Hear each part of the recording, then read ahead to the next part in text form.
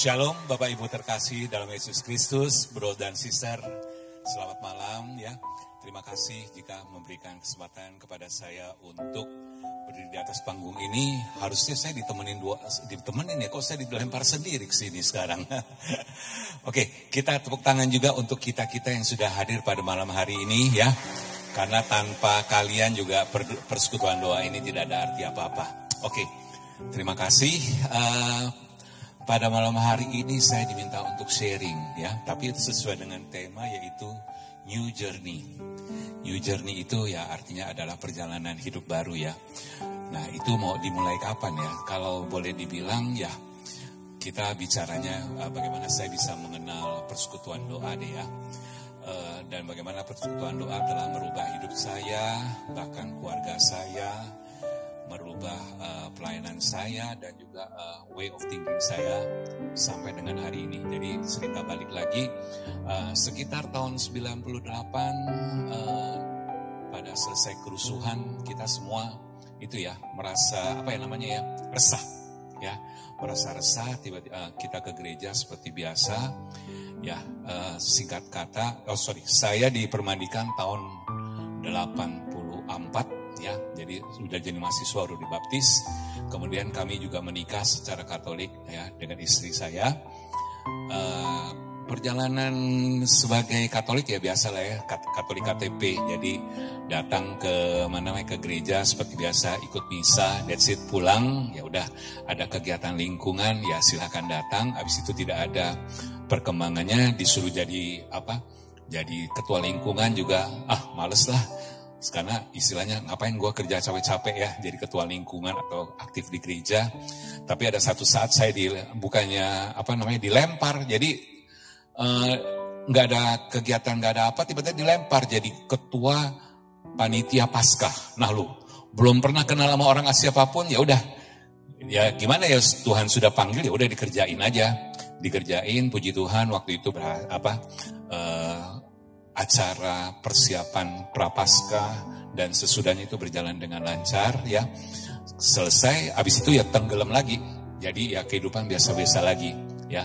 Sampai yang seperti saya cerita tahun 98 sesudah kerusuhan ya pasti kita akan mengalami hal yang sama pada saat itu. Gak tahu ya kalau perasaan sekarang ini kita masih sama apa enggak menjelang pemilu ini, tapi kita merasakan hal yang demikian ya. Jadi waktu itu saya ke katedral, jalan-jalan, ternyata dikasih brosur. Mungkin Pak Antoni waktu itu yang nyebar-nyebar brosur di katedral. Ambil brosur, ya sudah dah kita datang deh. Datang, ini apa lagi ya kan, persekutuan doa. Apa itu datang kok nyanyi angkat-angkat tangan gitu loh. Datang sekali, udah cukup deh, nggak usah datang lagi ya. Tapi waktu itu memang ngisi buku, ngisi buku tamu, nomor telepon, tanggal lahir, tanggal pernikahan segala macam. Saya tinggal, nggak lama kemudian, mungkin 1 bulan, 2 bulan kemudian, tiba-tiba dikirimin undangan. Dulu masih belum ada WA, masih modelnya undangan dikirim, hadirlah pada acara anniversary, kita mau memberkati orang yang ulang tahun. Nah lo, ulang tahun perkawinan. Wih, kok ada orang yang perhatian sama kita ya? Boleh dah, datang dah. Datanglah kita waktu itu ya. Datang duduk. Mungkin waktu itu sudah ada Pak Antoni, Bu Ciuni, siapa lagi di sini yang masih dedengkot, yang tinggal 2 ini aja nih. Yang lain di rumah nontonin Bu Cun. Jadi tenang, meskipun mereka tidak hadir secara fisik, tapi secara virtual mereka juga ikut nonton.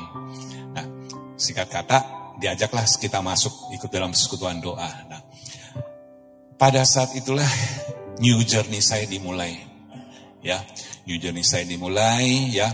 Bagaimana di dalam persekutuan doa saya ditempa secara iman dan juga di dalam komunitas.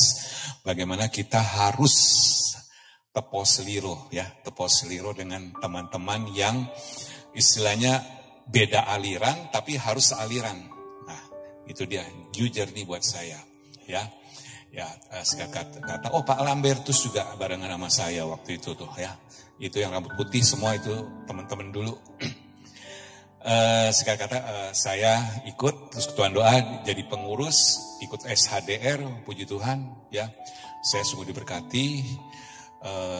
Kemudian jadilah saya jadi pengurus terlibat di dalam kepengurusan Perduki Chapter Pusat sampai dengan hari ini ya, tapi ya saya di sini sudah jadi tidak terlibat lagi secara organisasi, tapi membantu support untuk teman-teman pengurus yang ada sekarang ini ya.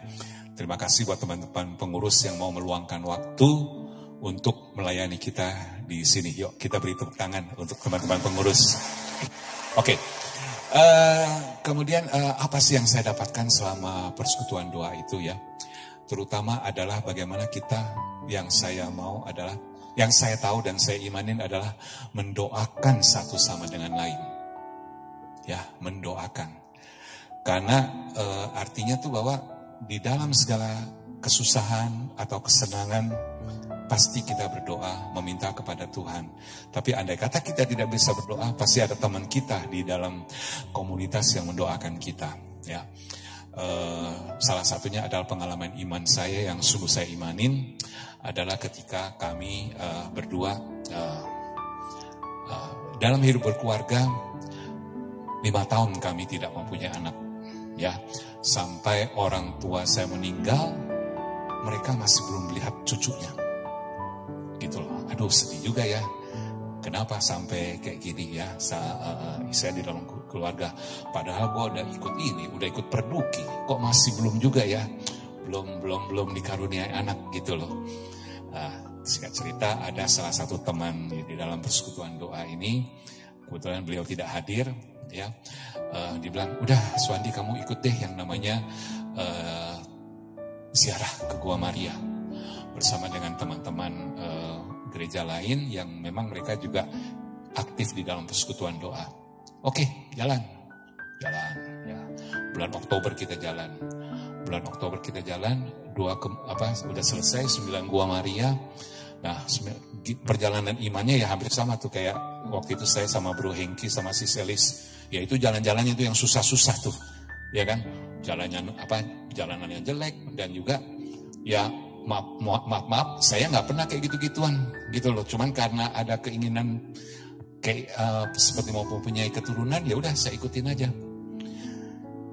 Singkat cerita udah selesai, kita bersuka cita di dalam ziarah, kita pulang Oktober, pulang Desember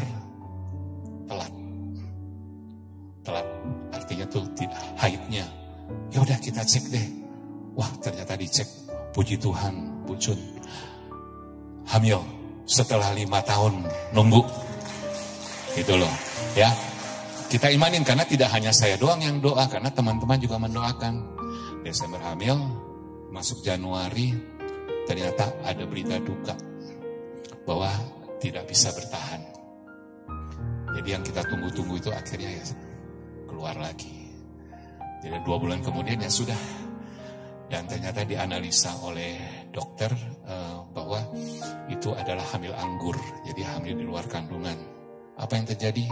Kalau untuk pengetahuan saja, kalau dengan hamil anggur artinya tuh itu mesti dibuang dan mesti dipotong saluran rahimnya. Ke indung telur, bukan saluran rahim, saya salah. Ke indung telurnya dipotong sebelah. Nah bayangin aja, ada 2 saluran indung telur aja susah, bagi cuma 1. Tapi Tuhan berkata lain, dan teman-teman juga di Perduki Chapter Pusat ya sangat mendukung saya sama istri saya. Dia bilang tidak ada kata terlambat, yuk kita coba lagi, pergi lagi. Oh benar, pergi lagi teman-teman, tahun itu pergi lagi. Sudah selesai pergi lagi, udah tidak ada perasaan apa-apa.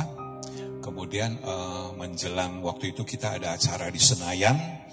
Kalau nggak salah itu jalan salib yang diadakan oleh Perduki ya. Itu di Istora Senayan kita bikin. Wah, kita naik turun segala macam ya. Naik turun untuk pelayanan, jadi penerima tamu terutama istri saya. Ternyata 1 bulan kemudian dinyatakan hamil lagi. Ya, puji Tuhan ya. Akhirnya Tuhan memberikan kesempatan kepada kita untuk mempunyai 3 putra-putri seperti yang Bapak Bro Sis lihat di kamera di layar tadi ya. Tapi juga perjalanan juga tidak gampang karena kita juga pernah dicobai oleh Tuhan. Dalam arti kayak gimana? Waktu anak saya yang laki-laki lahir ya, hari pertama, wah anak laki kan seneng ya teman-teman ya, Bro Sis. Ini anak cowok lagi, waduh itu pasti ditunggu-tunggu oleh kita. Anak pertama saya yang perempuan, anak kedua saya yang cowok, ditunggu-tunggu. Ternyata itu tangannya itu bisa jadi hitam. Jadi hitam artinya tidak ada oksigen yang bisa mengalir ke seluruh tubuhnya. Akhirnya langsung dibawa ke NICU. NICU itu ke ICU-nya buat baby. Dan itu paru-parunya tidak bisa menutup sempurna. Waduh, gimana ini kayak gini? Udah kita tunggu capek-capek. Ternyata kok jadinya kayak gini ya. Dan apa yang terjadi ya? Semua teman-teman Perduki datang mendoakan anak-anak saya. Ya. Bahkan juga pewarta ya, waktu itu kebetulan yang dekat dengan daerah Pluit adalah Bu Edith juga mendoakan anak saya ya. Dan sampai dokternya sendiri juga karena prodiakon dia bilang udah kamu cukup berdoa saja deh ya. Dia tahu bahwa saya kan doa terus, kamu doa saja dan yang penting adalah saya menangani anak itu. Dan puji Tuhan anak saya bisa lolos dari lubang jarum dan semua sehat sampai dengan hari ini. Ya, kita beri kemuliaan untuk Tuhan. Nah, ini dari sisi keluarga. Bagaimana dengan new journey untuk usaha dan bisnis? Nah, ini yang penting ya. Kan banyak juga di kalangan kita yang ada di bisnis ya, baik yang di rumah juga sama ya. Bagaimana new journey-nya adalah bahwa saya sungguh diberkati ya dengan saya bukan teori kemakmuran, tapi saya merasa bahwa dengan ikut Tuhan semuanya itu sudah Tuhan sediakan. Dalam arti begini, di dalam perjalanan bisnis pasti kita jatuh dan bangun, ya, ditempa, bisnisnya itu ada satu saat kita benar-benar jatuh, ya, dikhianatin oleh teman sendiri, dikhianatin oleh partner, ya.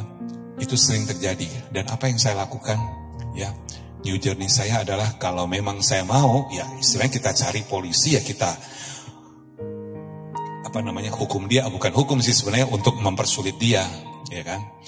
Cuman saya berpikir, saya kan sudah anak Tuhan ya, apa saya pantas melakukan hal kayak gitu? Enggak deh. Balik lagi bahwa kita doakan dia, ya, kita doakan dia bahwa apapun yang terjadi pada kehidupanmu, ya itu adalah yang terbaik buat kamu. Dan mungkin uang yang telah kamu ambil dari saya akan menjadi berkat buat kamu, ya. Ya macam-macam akhirnya, doanya bukan nyumpahin, tapi ada yang istilahnya ya bisa recover, ada yang malah keluarganya berantakan. Dan intinya adalah bahwa jangan sekali-sekali kita nyumpahin partner atau teman usaha ataupun marketplace maupun yang berhubungan dengan kita itu, meskipun kita di dalam kondisi yang sulit, tetapi kita tetap mendoakan mereka dan agar mereka bisa bangun dan mereka bisa mandiri lagi. Kurang lebih demikian. Dan jika dihubungkan dengan ayat emas saya, yaitu Matius 6 ayat 33, yaitu carilah dahulu kerajaan Allah dan kebenarannya, itu saya pegang sampai sekarang, ya. Artinya, yuk kita yang ada di sini maupun yang ada di rumah, kita cari dulu kerajaan Allah dan kebenarannya. Caranya kayak gimana? Ya, datanglah pada malam hari ini, kita dengarkan firman, ya kan? Kita dengarkan firman, kita memuji Tuhan, ya. Dan juga kita mau melayani dan mendoakan orang lain. Dan sisanya udah, itu urusan Tuhan. Tuhan mau tambahkan ke kita. Syukur, nggak nambahkan juga nggak apa-apa, karena kita sudah diberkati di dalam keluarga dan kehidupan. Kurang lebih demikian. Sekian, terima kasih Bapak Ibu yang terkasih, Bro Sis yang ada di rumah, ya, yang melalui YouTube. Kiranya Tuhan memberkati kita semua dan memberkati pelayanan teman-teman yang ada di Perduki Chapter Pusat. Tuhan berkati.